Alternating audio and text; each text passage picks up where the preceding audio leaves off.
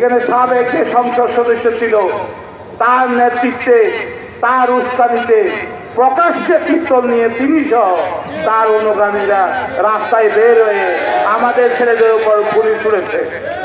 সেই গুলিতে 3 তারিখ একজন এবং 4 তারিখ একজন রাত্রে শহীদ হয়েছে। যদি উনি ওই কাজটা না করতেন তাহলে কক্সবাজার সম্প্রীতি থাকতো, শান্ত থাকতো।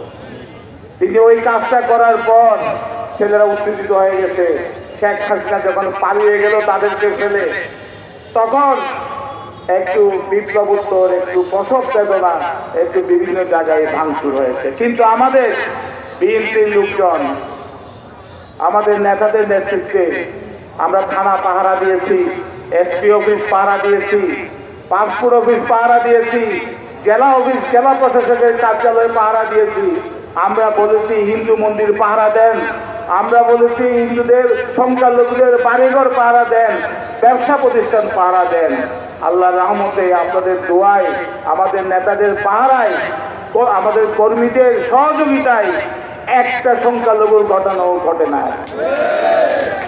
আজকের এই সম্প্রীতির সভায় এই জন্যই আমরা আহ্বান করেছি, এই বন্ধন যাতে সুদৃঢ় থাকে। কক্সবাজারে সবসময় রাজনৈতিক সম্প্রীতি ছিল, সব সময় সামাজিক সম্প্রীতি ছিল, সব সময় ধর্মীয় সম্প্রীতি ছিল। কিন্তু কিছু অর্বাচীন নেতৃত্বের কারণে, কিছু অপরিপক্ক নেতৃত্বের কারণে কক্সবাজারে 1-2 বছর আগে থেকে সম্প্রীতিটা, রাজনৈতিক সম্প্রীতিটা, কক্সবাজারে ধর্মীয় সম্প্রীতিটা নষ্ট হয়। দখল বেদখল শুরু হয় এই আওয়ামী লীগ আসার পর থেকে। তাই বন্ধুরা আমার, আজকে আপনারা দেখেছেন সকল সম্প্রদায়ের নেতৃবৃন্দ এখানে উপস্থিত হয়েছে, সকল ব্যবসা প্রতিষ্ঠানের সামাজিক নেতারা, ব্যবসায়িক নেতারা উপস্থিত হয়েছে। আমরা একটা বৃহত্তর একটা এই সম্প্রীতি সমাবেশ আয়োজন করতে চেয়েছি। এইখানে যারা বিএনপি নেতা কর্মীরা আছেন, আমার ভাইরা আছেন, আপনাদের কাছে অনুরোধ থাকবে এই সম্প্রীতি যাতে গ্রাম পর্যায়ে অটুট থাকে সেটা আপনারা অবশ্যই করবেন। গ্রাম পর্যায়ে অটুট থাকবে তো ইনশাআল্লাহ। আপনারা গ্রামে গ্রামে সকলকে নিয়ে এখন আপনাদেরকে এই দায়িত্ব পালন করতে হবে। এই যে ডক্টর মোহাম্মদ ইউনূস সাহেবের নেতৃত্বে যে এখন যে তত্ত্বাবধায়ক সরকার বিএনপি, আমরা এই সরকারকে আমরা সহযোগিতা করব। আমরা বলেছি এই সহযোগিতা করব। আমরা বৈষম্য বিরোধী ছাত্র আন্দোলনের নেতাদের আমরা এই বৈষম্যহীন সমাজ করার জন্য যতটুকু করা যায় আমরা ইনশাল্লাহ সহযোগিতা করব। কিন্তু আপনারা আপনাদের চেইন অফ কমান্ডে থাকতে হবে, বিশৃঙ্খলভাবে কোনো কিছু করা যাবে না। আপনারা গ্রামে গঞ্জে আপনারা কাউকেও দীর্ঘশ্বাস, যাতে আওয়ামী লীগের মতো আমরা যাতে মানুষের দীর্ঘশ্বাস না আনি সেটা আপনাদের ব্যবস্থা করতে হবে। যে আওয়ামী লীগ কি জন্য পরাজিত হয়েছে, আজকে সালমান এফ রহমান হাজার হাজার কোটি টাকার মালিক, অন্তত 50,000 তার শ্রমিক আছে, তাকে এবং আনিসুলকে গ্রেপ্তার করা হয়েছে। আপনারা দেখেছেন টেলিভিশনে, নিউটনের একটা সূত্র আছে, সকল ক্রিয়ার একটা সমান প্রতিক্রিয়া আছে।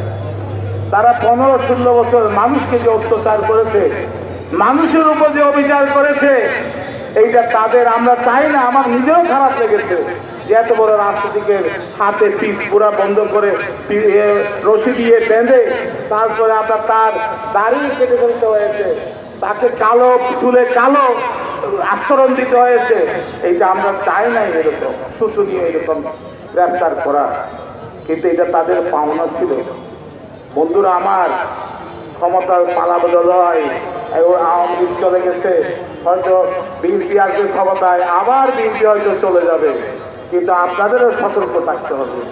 এমন কোনো কাজ করবেন না যাতে পিস মোড়া দিয়ে ওই আপনার আওয়ামী লীগের মতো এইভাবে থাকতে হয়, রশি বান্ধা থাকতে হয়, চুরের মতো পালাতে হয়, দেশ ছেড়ে পালাতে হয়। এইসব কাজ করবেন না আপনারা।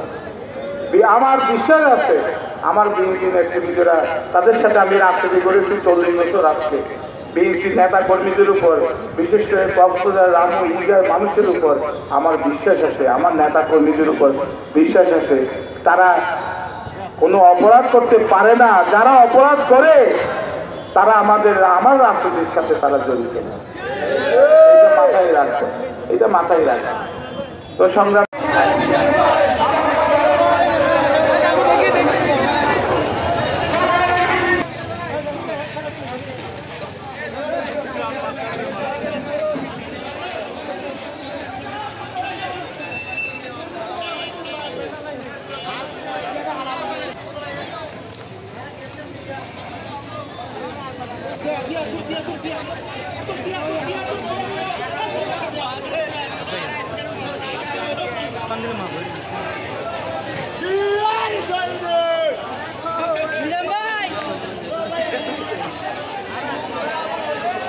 আপনারা দেখছেন দৈনিক কর্ণকণ্ঠ, সবার কথা বলে।